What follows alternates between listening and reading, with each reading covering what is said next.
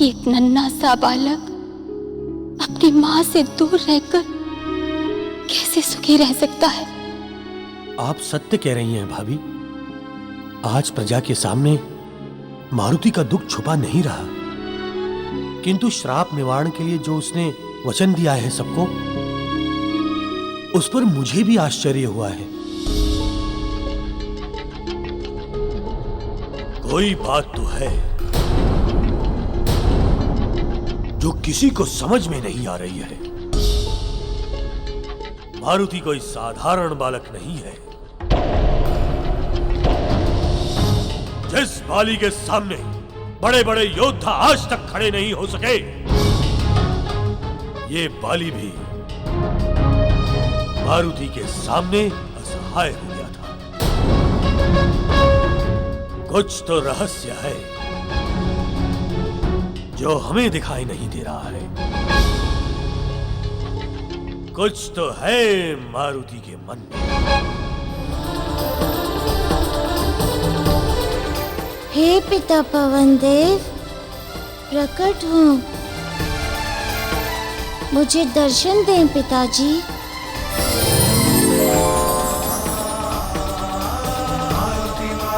प्रणाम पिताजी।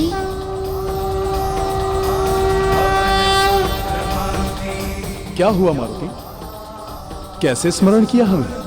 पिताजी, आप तो वायु रूप में सारे जगत में व्याप्त हैं। आपसे कुछ नहीं छुपा है। जिन परिस्थितियों में मैं उलझ गया हूँ, उन्हें सुलझाने का कोई तो उपाय होगा। मैं समझ नहीं पा रहा हूँ कि मैंने जो वचन दिया है उसे कैसे पूरा करूं। मेरा मार्गदर्शन कीजिए पिताजी। मारुति, किसी भी लक्ष्य को प्राप्त करने के लिए प्रयास करते रहना ही सफलता का मूल मंत्र होता है, किंतु हम थक कर बीच से ही लौटने लगते हैं। वहीं से कोई नया मार्ग मिलने वाला होता है।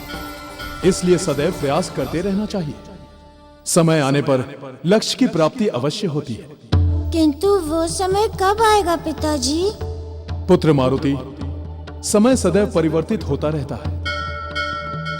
आज दुख है तो कल सुख आएगा ही। अब समय निकट ही है, शीघ्र ही तुम्हें मार्ग मिल जाएगा।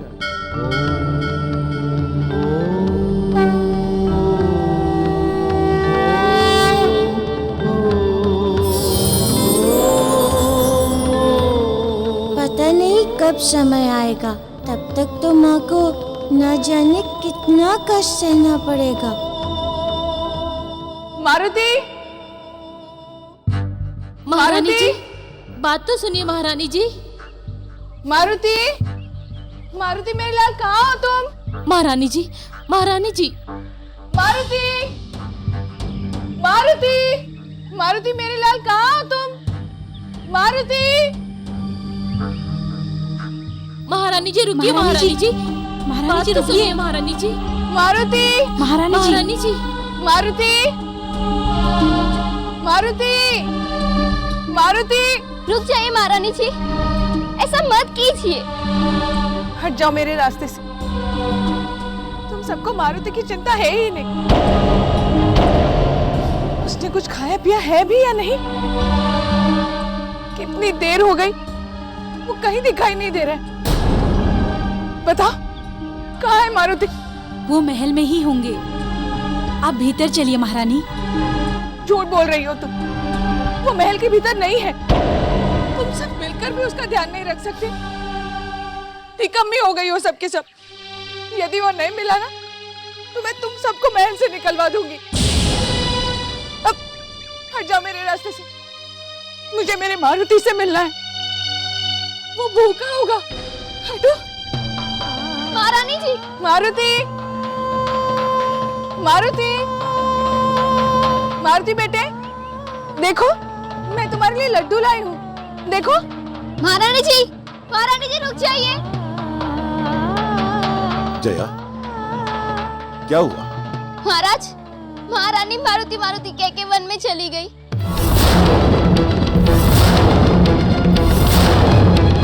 हम सब ने उनको रोकने का बहुत प्रयत्न किया, परंतु वो नहीं रुकी।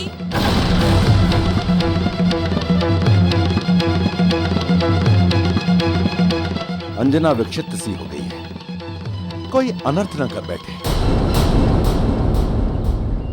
हमें शीघ्र ही चलना चाहिए। हाँ हाँ, चलो पुत्र।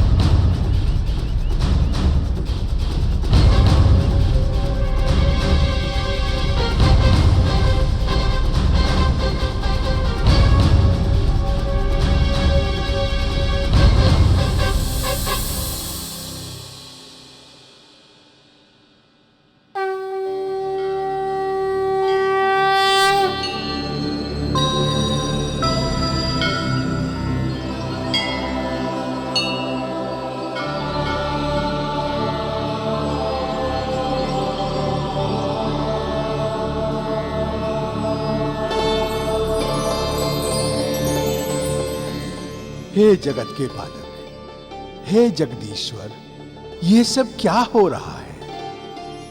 मारुति चला गया, अंजना दुख के मारे विक्षिप्त हो रही है। प्रभु, इस समस्या का हल शीघ्र नहीं निकला तो अनर्थ हो जाएगा। प्रभु, अनर्थ हो जाएगा। अब आप ही कुछ हल निकालिए प्रभु, अब आप ही कुछ हल निकालिए।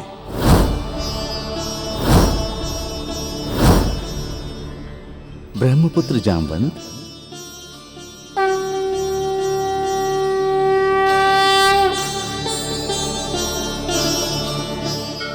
प्रणाम जगत पालक। मारुति हमारे आराध्य हैं, शिव जी के रुद्र अवतार हैं, शिव जी के समान हमारे लिए आदरणीय हैं। किंतु धरती पर जन्म लेने के कारण उन्हें भी यहाँ सुख दुख का सामना करना पड़ रहा है। हम जानते हैं कि ये समय उनके लिए और आप सबके लिए बहुत ही कष्टकारी है, किंतु आप चिंता न करें। इन समस्याओं का समाधान करने के लिए पुण्य आत्मा शबरी जा रही है। शबरी उन्हें इस श्राप के निदान का उपाय बताएंगी।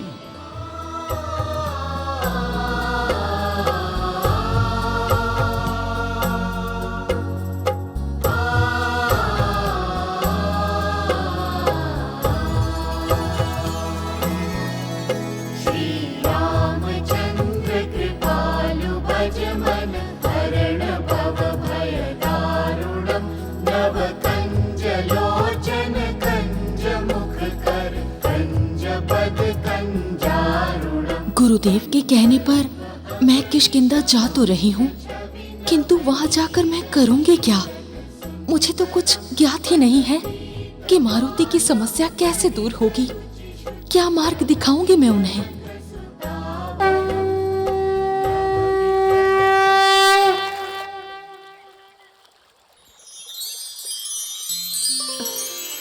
बहुत प्यास लगी है। अच्छा हुआ ये नदी मिल गई।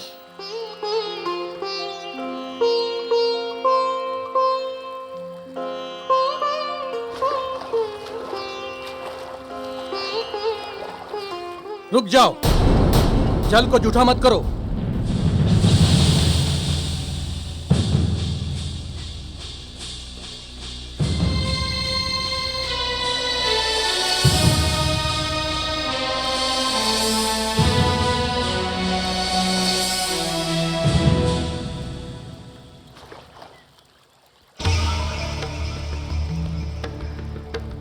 तुम्हें दिखाई नहीं दे रहा है यहाँ पूजा हो रही है और तुम वहां जल को जूठा कर रही हो? वही अशुद्ध जल यहाँ आ रहा है। बेटी, हमारी पूजा समाप्त होने दो, तब तुम जल पी लेना। यदि जल अशुद्ध हो गया तो हमारी पूजा व्यर्थ हो जाएगी। जो आज्ञा ब्राह्मण देव, मैं प्रतीक्षा कर लूंगी। ब्राह्मण देव, विधि और पिंड दान करवाइए, जिससे हमारे पितरों की आत्मा को ऐसी मुक्ति मिले कि पितृलोक में जाकर उन्हें वैभव का स्थान प्राप्त हो। उन्होंने यहाँ भी वैभव का जीवन जिया है। अवश्य जजमान, आपके समस्त पितृ प्रसन्न हो जाएंगे। यहाँ तक कि वो पितर भी मुक्ति पा जाएंगे जिन्हें आप जानते नहीं। मैं तो सभी को जानता हूँ विप्रवर। जजमान, कुछ पितर ऐसे भी होते हैं जो आपके कुल में जन्म लेने के लिए अपने धाम से निकलते हैं, किंतु किसी बाधा के कारण वो जन्म नहीं ले पाते। इस प्रकार वो पितृलोक में ही वास करते हैं।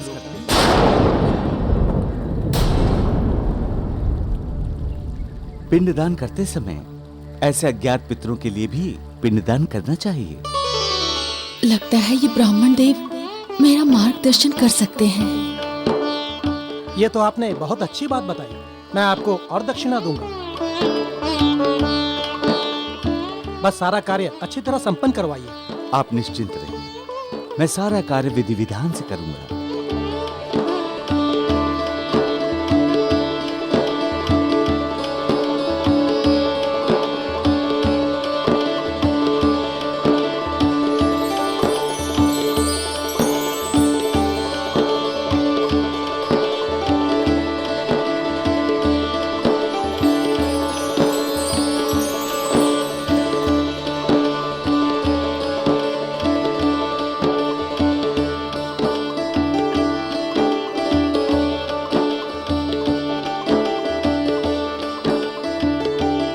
लीजिए जजमान, अपने पितरों का स्मरण कीजिए और ये पिंड जल में प्रवाहित कीजिए और अपने पितरों को नमन कीजिए।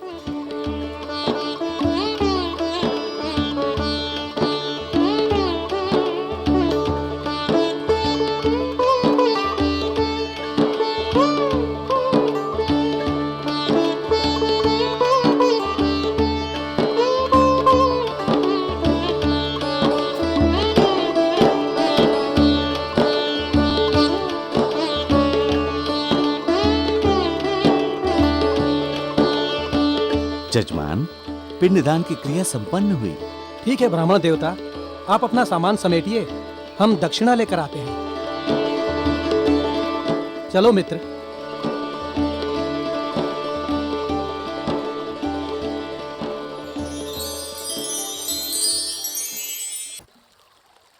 ब्राह्मण देव, आप अज्ञात पितृगणों के बारे में कुछ बात कर रहे थे। आप हमें बताएंगे कि कैसे कोई आत्मा पितृ बन जाती है? बेटी, आत्मा का रहस्य इस ब्रह्मांड से जुड़ा है। इस ब्रह्मांड में अनेक जीवात्माएं अदृश्य रूप में विचरण करती हैं, जिनमें अच्छी, बुरी, देव, दानव, मानव अनेक प्रकार की होती हैं।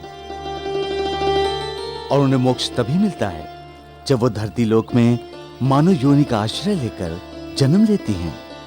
इस प्रकार वो एक वंश से जुड़ जाती हैं और इस प्रकार उस वंश के पितृगणों में उनकी गणना होती है। किंतु जो जन्म नहीं ले पाते, उनका क्या होता है? जब कोई आत्मा किसी कुल में जन्म लेने का प्रयास करती है और किसी बाधा के कारण वो जन्म नहीं ले पाती, तो वो पितृलोक में वास करने चली जाती है। और जब वो बाधा समाप्त हो जाती है, तब वो पुनः उस कुल में जन्म लेने का प्रयास करती है। क्या सभी आत्माएं दोबारा जन्म लेने के लिए पितृलोक से ही आती हैं? हाँ बेटी, जब तक उनका पुनर्जन्म नहीं होता, वो पितृलोक में ही वास करती हैं। इसका अर्थ है कि देवी तारा की होने वाली संतान भी पितृलोक में ही होगी। अरे हाँ बेटी, तुम्हें तो प्यास लगी थी ना? लो, जल ग्रहण करो। अच्छा ब्राह्मण देव, मुझे विलंब हो रहा है, मैं चलती हूँ। मुझे शीघ्र ही कहीं पहुँचना है। बेटी सुनो तो।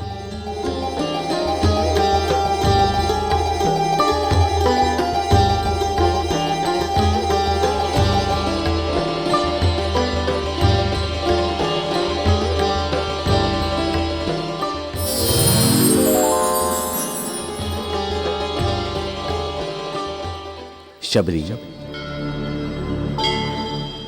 जो ज्ञान हम तुम्हें देने आए थे वो तुम्हें मिल चुका है।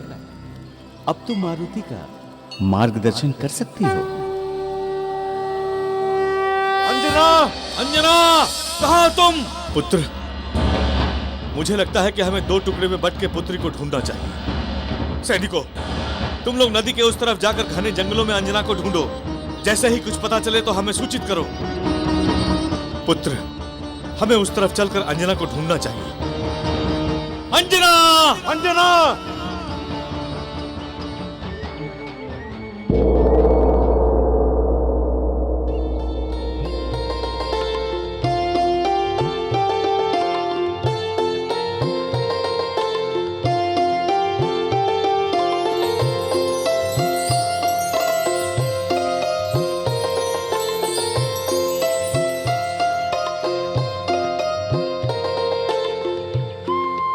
यदि मैं इस वेश में मारुति से मिलने गई तो हो सकता है कि पहरेदार मुझे महल में जाने ही ना दे।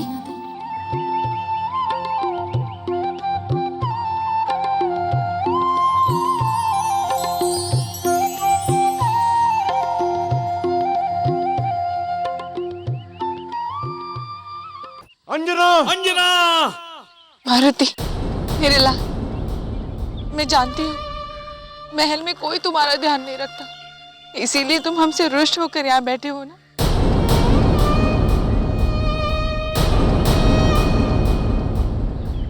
किंतु मैं तुमसे बहुत प्रेम करती हूँ। मैंने तुम्हें कहाँ कहाँ नहीं ढूंढा।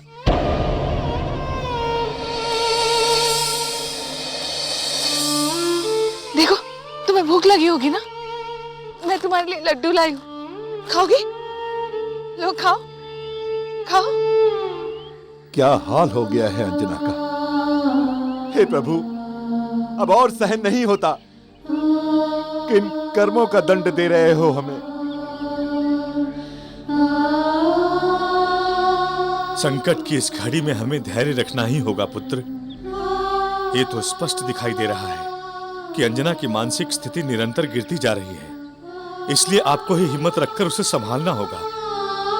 जाओ पुत्र, अंजना को संभालो जाकर।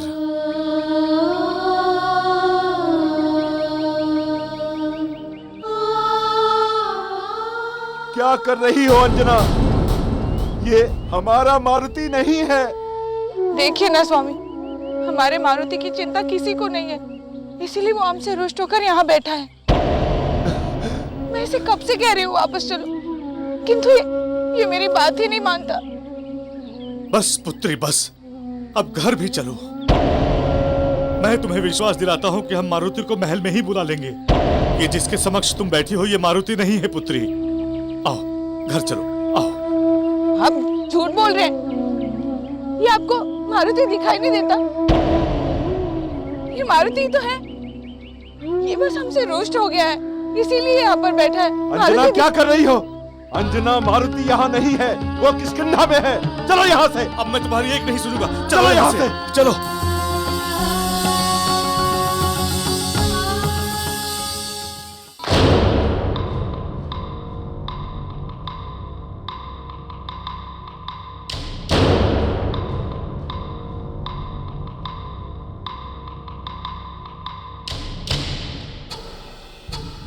रुको।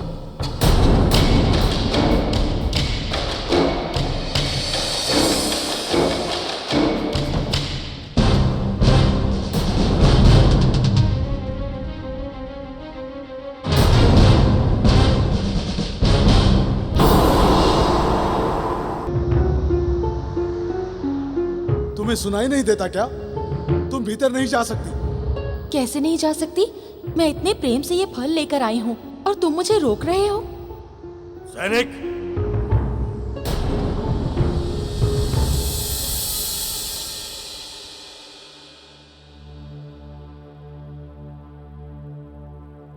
क्या बात है? क्यों शोर मचा रहे हो? महाराज, ये मालिन हमारे मना करने के बाद भी महल के भीतर घुसी चली आ रही है। महाराज, मुझे ज्ञात हुआ है कि केसरी पुत्र मारुति यहाँ पधारे हैं। उन्हें फल बहुत पसंद है ना, इसीलिए मैं अपने उद्यान से उनके लिए ये स्वादिष्ट फल चुन चुन के लाई हूँ। तुम लोग जाओ। ठीक है, मैं मारुति को यहीं बुला देता हूं। तुम अपने ही हाथों से उसे ये फल दे दो। मारुति, पुत्र मारुति,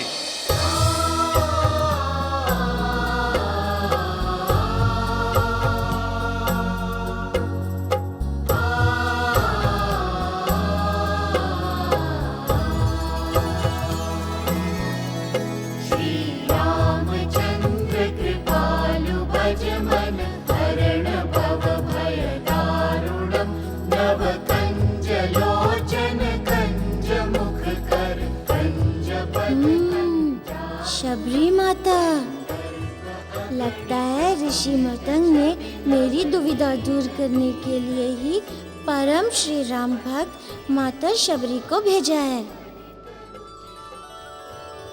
पिताश्री, क्या मैं मालिन जी को अपने कक्ष में ले जा सकता हूँ? वहाँ बैठकर अच्छे अच्छे फल चुन लूंगा। चलो हमारे साथ।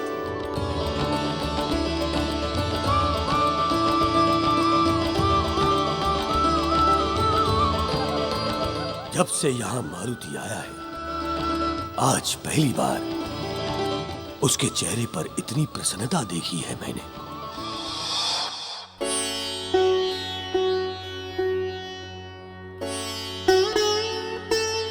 ये क्या कर रही हैं आप?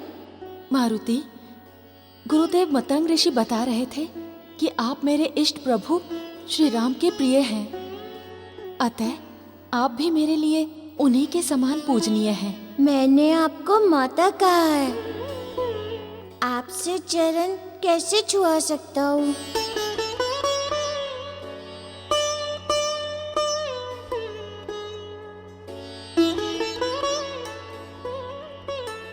आपने मुझ तुझ शबरी को इतना बड़ा सम्मान देकर मेरा जीवन धन्य कर दिया।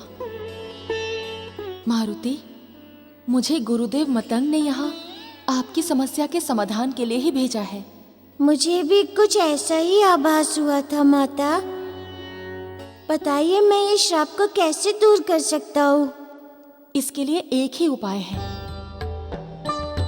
आपको पितृलोक जाकर उस पवित्र आत्मा को लाना होगा जो विधान के अनुसार महारानी तारा के गर्भ से जन्म लेने वाली थी।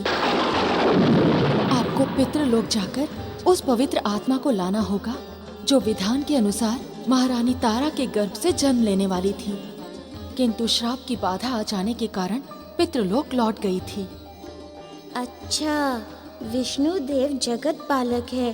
किस आत्मा का जन्म कहाँ होगा ये उनका कार्य है, इसलिए मैं नहीं समझ पा रहा था कि उस श्राप का निवारण क्या होगा।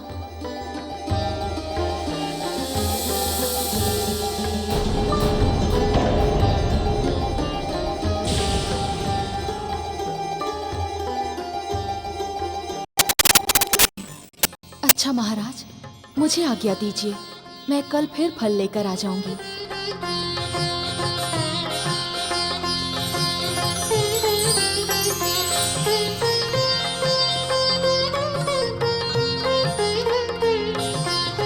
माँ, अब तुम पर लगे श्राप के कलंक को मिटा दूंगा मैं। तारा मौसी भी श्राप मुक्त हो जाएंगी, फिर से सुख के दिन आएंगे।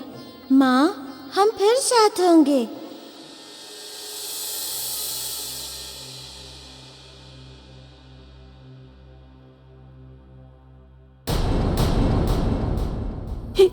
ये क्या कर रहे हैं आप?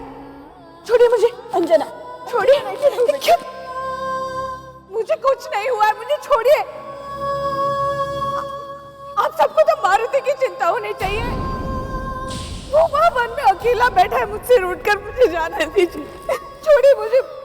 अंजना, तुम समझती क्यों नहीं? वहाँ मारुति नहीं है। मैंने देखा है उसे वहाँ। वो मुझसे रूठकर वन में बैठा है। मैं उसे वहाँ अकेले कैसे छोड़ दूँ? मुझे जाने दीजिए। पुत्री, ये सब तुम क्या कह रही हो? मारुति वहां कहीं वन में नहीं, मारुति तो किष्किंधा में है। पुत्री, संभालो अपने आप को। महाराज केसरी, महारानी के मन को गहरा आघात पहुंचा है। ऐसा लगता है कि वे कई रात्रि से सोई नहीं है। यदि इन्होंने विश्राम नहीं किया तो विक्षेपित भी हो सकती हैं।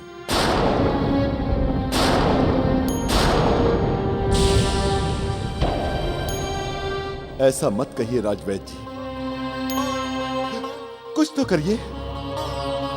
मैं कुछ औषधि दे देता हूँ, इसके प्रभाव से हो सकता है इन्हें नींद आ जाए। भद्रक, चिंतहरणी बूटी और नाग केसर को पीसकर उसका काढ़ा तैयार करो। जी गुरुजी। छोड़ो मुझे, जाने दो। जाने दो मुझे, छोड़ो। मुझे मारुति के पास जाना है। मुझे मारुति के पास जाना है। पुत्री, मुझे जाने दो, छोड़ो। मुझे मारुति के पास जाना है। अंजना, ऐसा मत करो। तुम्हें विश्राम की आवश्यकता है।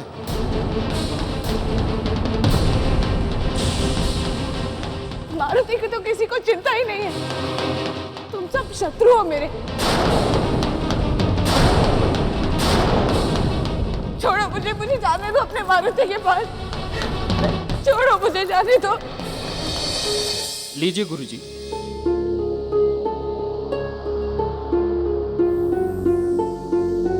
महाराज, ये औषधि महारानी को पिला दीजिए, इससे उन्हें नींद आ जाएगी। नहीं, मैं कोई औषधि नहीं पीऊंगी।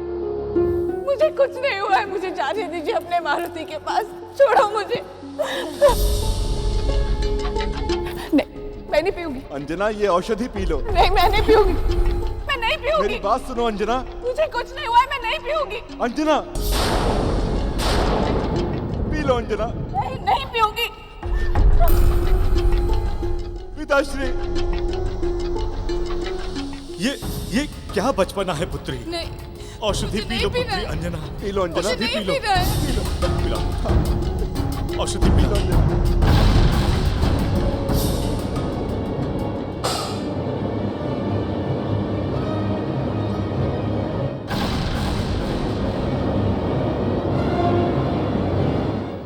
लिटा दो यहाँ। मारुति,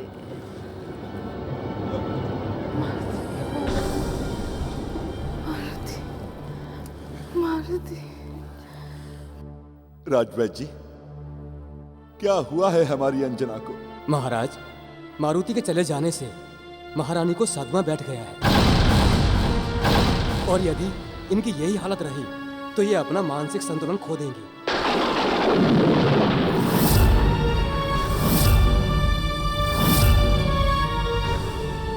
और उसके बाद इनका उपचार करना असंभव हो जाएगा।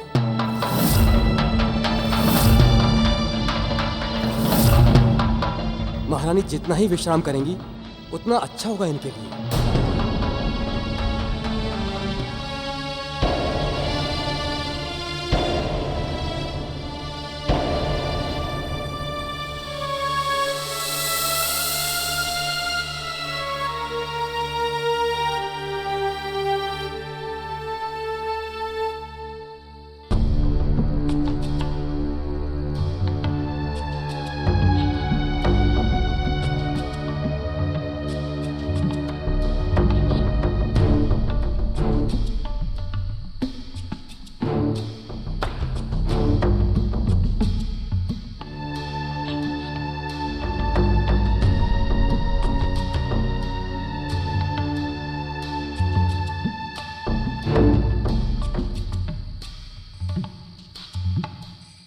माँ, तुम्हारे दुख से मैं भी दुखी हूँ, किंतु तुम्हारे वचन को निभाने के लिए मैं यहाँ रहकर तुम्हारी पीड़ा को देखने के लिए विवश हूँ। किंतु तुम चिंता मत करो, मैं शीघ्र ही तुम्हारे पास आ जाऊंगा।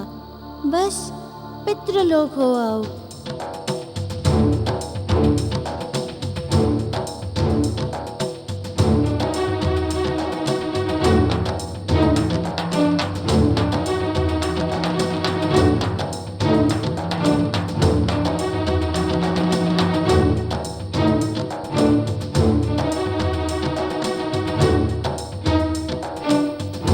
पितृलोक से लौटने में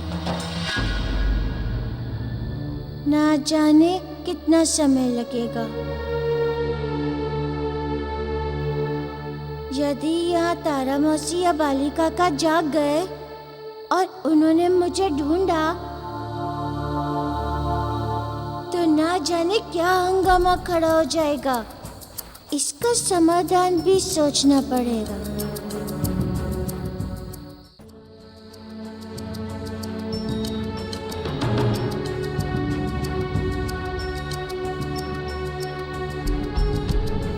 शबरी माता ने उस श्राप के निवारण का उपाय बताया है, तो वो ही इस समस्या को भी सुलझाएंगी। उनसे ही पूछना होगा।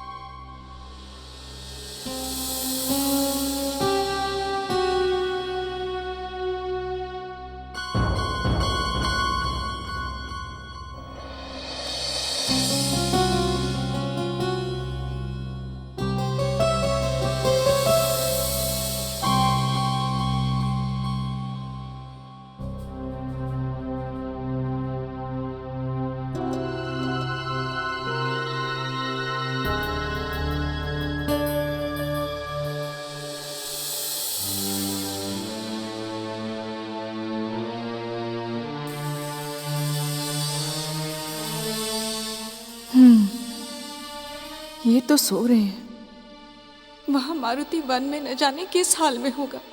उसकी तो किसी को चिंता ही नहीं। पता नहीं उसने कुछ खाया भी है या नहीं।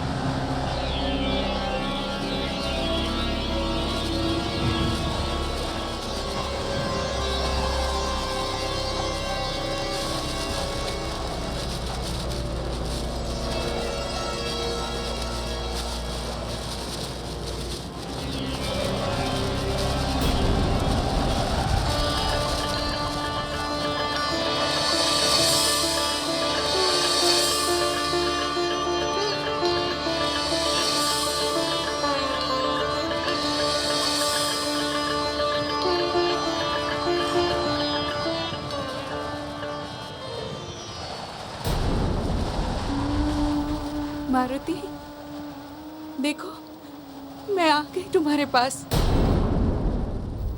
मैं जानती हूँ तुम मुझसे रुष्ट हो, इसीलिए मुझसे बात नहीं कर रहे हो। ठीक है, किंतु ये देखो, देखो मैं क्या लाई हूँ। लड्डू, लड्डू खा लो। मैं जानती हूँ तुम्हें बहुत भूख लगी होगी। लो, लो खाओ, लो, लो ना। नहीं लोगे? देखो, तुम नहीं खाओगे तो मैं तुमसे रुष्ट हो जाऊंगी।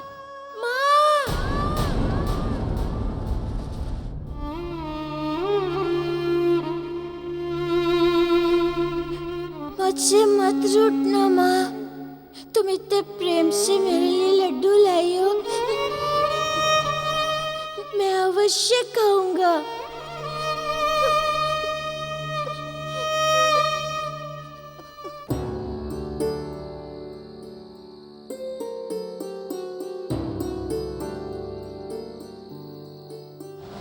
अब भी नहीं खाओगे?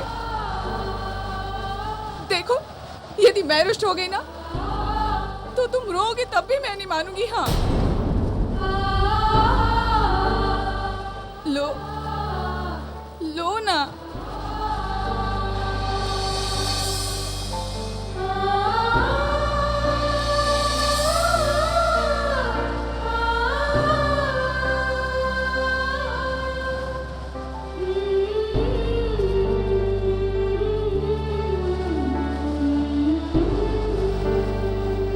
अच्छे लगे लड्डू?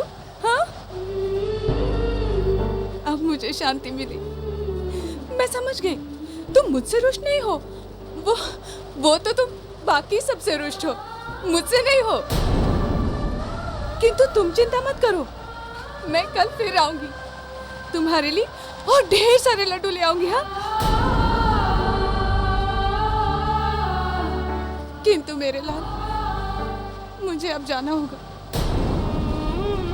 नहीं तो वो फिर आ जाएंगे, कुपित होकर मुझे यहाँ से ले जाएंगे।